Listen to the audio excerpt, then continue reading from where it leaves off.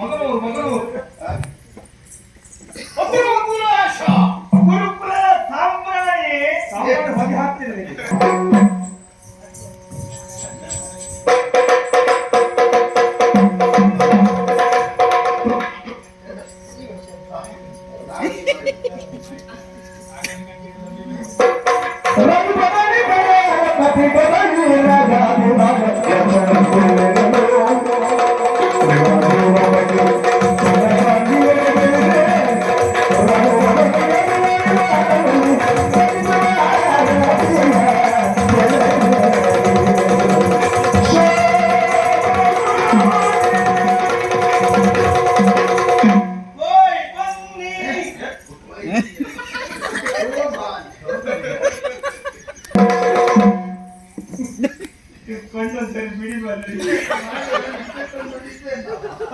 ಹೇಳಿದ ಒಂದು ವಾರ ಹೇಳ್ಬೇಡಿ ಅಂತ.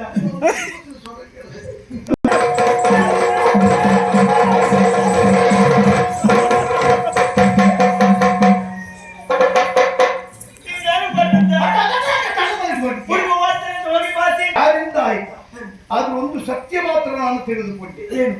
ಅಂದು ಬಂದವರೆಲ್ಲ ಮದುವೆ ಮಾಡಿಸಿಕೊಂಡು ರಕ್ಕಸರ ಹಾಗೆ ಸರಿ ಮನುಷ್ಯರಿಗಷ್ಟು ತಿನ್ಬೇಕಾಗುತ್ತದೆ ಆ ರೀತಿ ತಿಂದು ತೇಗಿ ಹೋಗಿದ್ದಾರೆ.